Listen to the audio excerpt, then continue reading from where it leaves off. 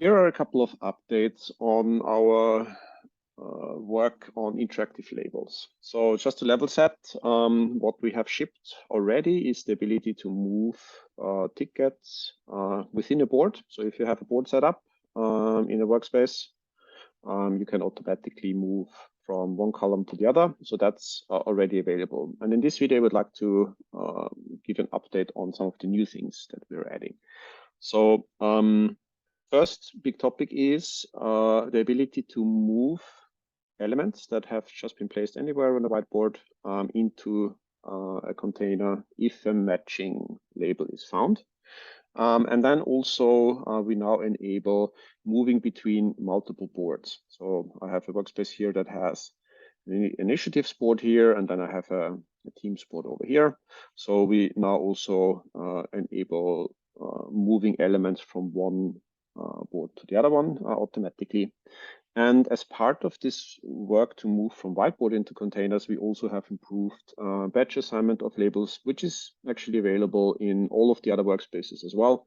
So that's a really nice addition if you want to categorize notes or even pull planning tasks or other things very, very quickly. And for this video, what I decided to do is focus on normal Hoyle nodes. So everything you see here is basically achieved with just the normal nodes that you can drag in. With the label interactivity, you kind of upgrade those normal nodes to interactive ones with very little effort. If you then need even more functionality, you can combine, of course, all of that functionality with Jira and agility nodes as well. But that is definitely not necessary to make use of that new functionality. So what I've prepared is this workspace. I'm just going to do like a quick walkthrough through a theoretical use case. So let's say we have a team here that's regularly meeting to discuss new project ideas or concepts. So they take meeting notes. Some of those might then be turned into ideas that should be placed into this initiatives board. And from there, they will basically walk through that stage gate process here. So get prioritized and then go into finally the approved state or get abandoned. And then from approved, they should basically then be handed over to the engineering team and then split into multiple teams that keep working on those initiatives. So how would you kind of get started on that? So let's assume we have a bunch of nodes here. I mean, the main or the basic thing that you could do is you just take the idea and drop it into the board here. And as we previously had, you can kind of see that it falls into the ideas section and or column, and the ideas column has a couple of subsections here as well. So the way I've set it up is to give you the ability to prioritize tickets. Also by default, because this one here is set up as the default section, which you can change here. It falls into that category, but I could then also say, okay, this is a high priority element. So again, normal node, but because I have set it up that way, it's becoming an interactive element. But let's assume that you have the meeting nodes go on. Obviously, the workspace grows larger and larger, and you might not actually be in a convenient location to drag and drop. So what we have added now is the ability to use labels, even on the whiteboard for that. And the first nice addition is I can now multi-select several elements. Add this one here as well. Let's say these are all ideas. So I'll create a new label here. Yellow. I hit the plus button. And something just happened. The labels got added, but they also have this little arrow in front. And any time you have a label that has an icon with it, like a little symbol here, that means that's an interactive label. If you compare that with a normal one, let's take, just write test, that shows up as a normal label before. So what happened here? If we have a label that has a matching label in a container, we will show this arrow here. So we have a column here that is called ideas. If I open that one up, I have set it up before with the column label idea here. So that means that there is a corresponding container label, and with that I get this interactivity. I can click this element and I can say, place it, and doesn't matter where you are on the workspace, it will basically automatically get put into that correct column. And because the default is set to none in terms of the priority, it will land in that area. And you don't have to do this one by one. You can just click on here and say, I want to do this for all of the suitable elements, and hit place, and they automatically all move into the correct board here automatically. And as you create multiple columns, as soon as you have a matching label, it will give you that little interactive arrow, and you can click it, and then you are guided basically what the potential targets are, because you might actually have used the same label in a couple of different places. But I'll show you that in a moment as well.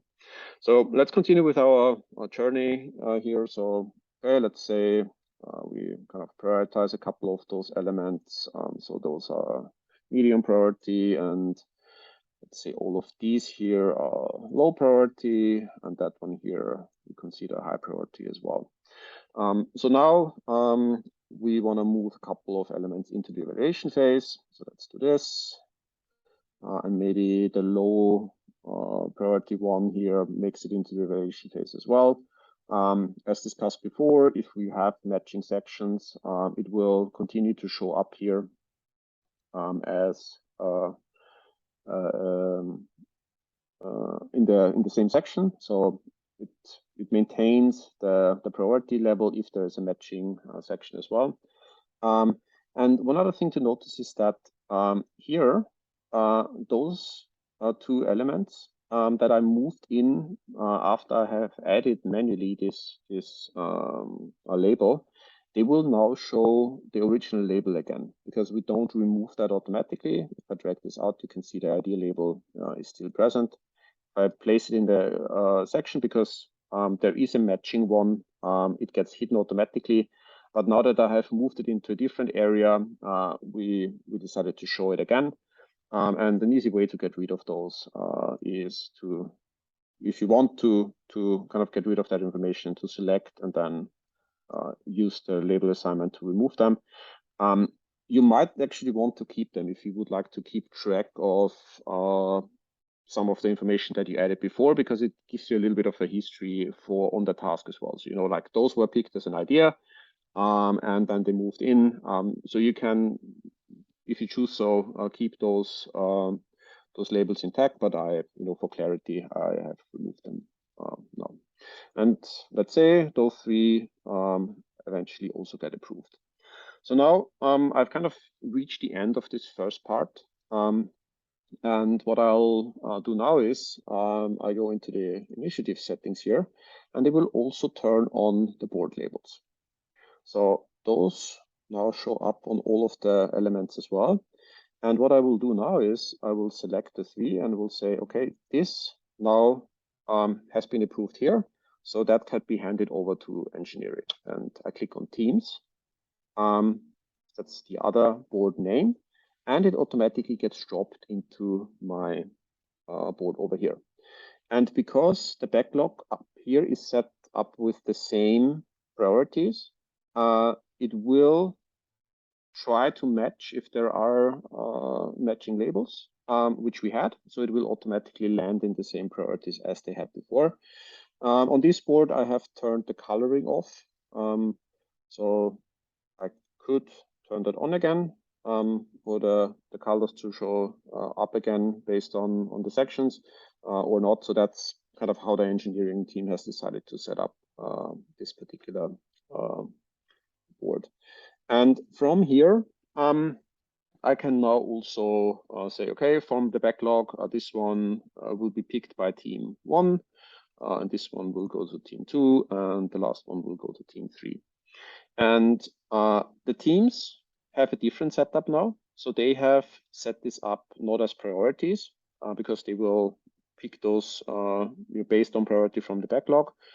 So they have decided to set this up as a Kanban board. And now you can, of course, continue with doing done within those areas.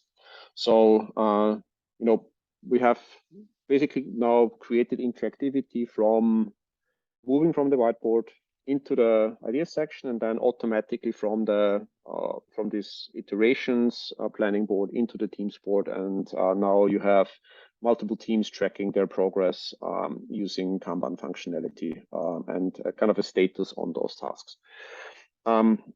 And let's say those high-level initiatives need to get broken down further. So there might be another session, again, meeting notes. But in that case, what happens is you're not creating new ideas, but you're creating new to-dos. So I'm selecting a couple of elements again here. I will add a to-do.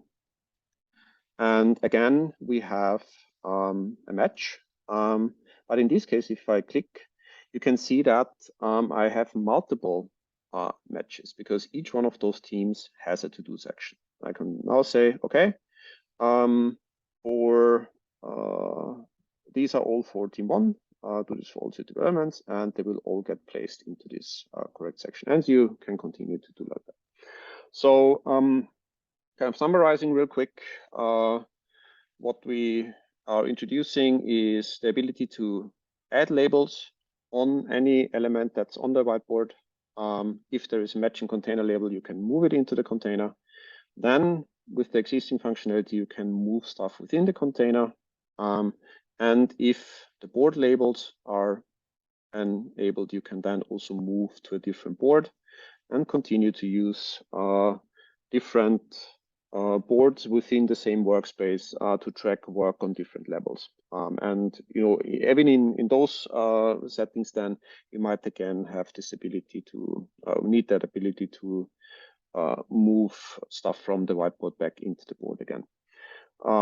And then we have this batch label assignment. So select multiple elements, select the labels that you would like to add or remove.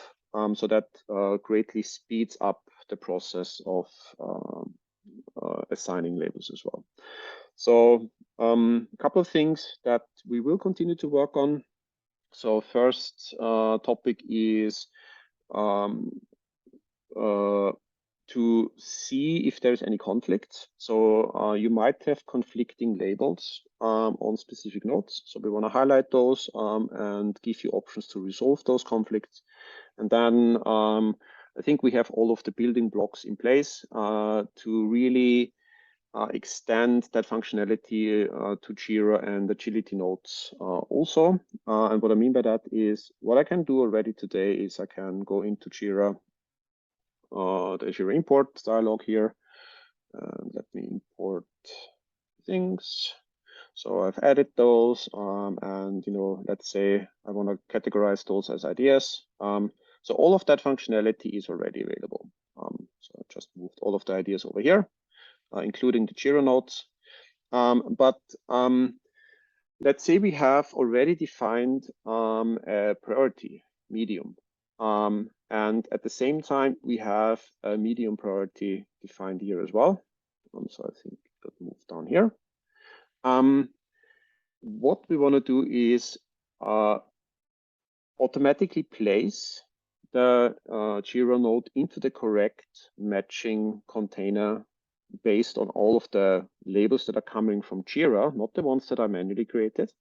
Or even one step further, if there is a mismatch, so if I move this to high priority now, give users an option to update the record in Jira automatically as well.